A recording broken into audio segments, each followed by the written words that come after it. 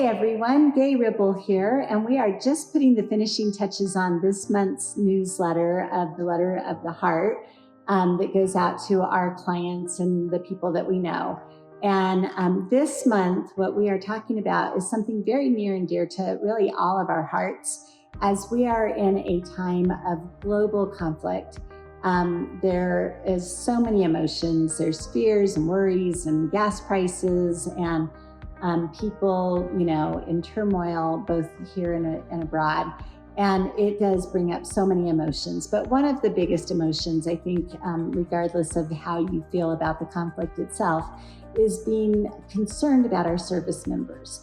And this has actually really impacted our EmpowerHome team family here in Colorado. One of our agents, one of the realtors on our team, is an Air Force pilot who is in the Air Force Reserves.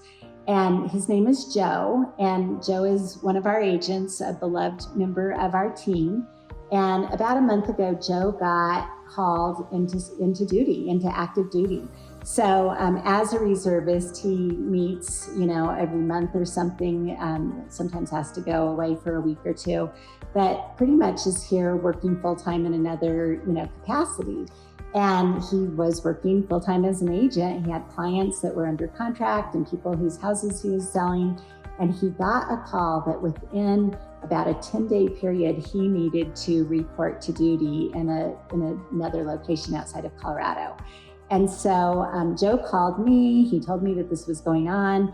We reassigned the clients that he was working with. I had to call them and talk with them about Joe leaving and how we were going to be able to, still be able to take care of them and serve them with the real estate part of it. But more importantly, even than our clients in the real estate part, is that Joe has a family, a young family. He's got a wife, a 7-year-old daughter, and a 2-year-old son. And so you can imagine the feelings for all of them that he gets called into duty. He wasn't anticipating this. Gets called into duty and may not be able to see them for 6 months.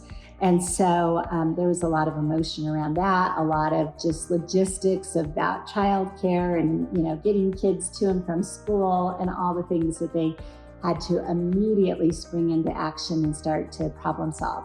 So Joe is now off in service for our country. His wife and kids are here and they're doing okay. They're getting by.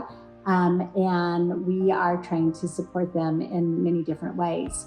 But Joe is not alone. There are lots of service members. And one of the things that we've not really talked about a whole lot here in Colorado is that one of the worthy causes that EmpowerHome team supports across the country is an organization called the Fisher House Foundation.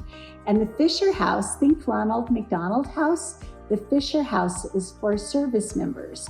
And so service members who are in need of medical treatment and attention, and it's for them and their families so that they can be together if they need to have a surgery or they have some sort of a medical crisis that is going on and that they're being taken care of.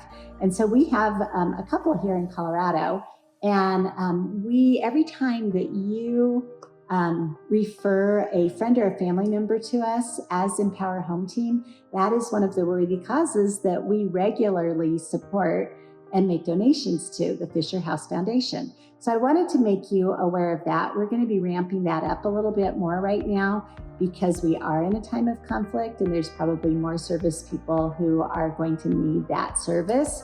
So know that whenever you refer someone to us and they end up buying or selling a house, that a donation will go to the Fisher House Foundation.